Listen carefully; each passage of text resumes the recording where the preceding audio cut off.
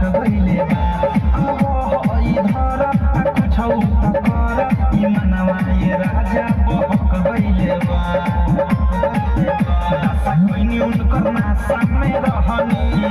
बुढ़े भइल जवन हम सखी चाहनी लागल नाही शरम काम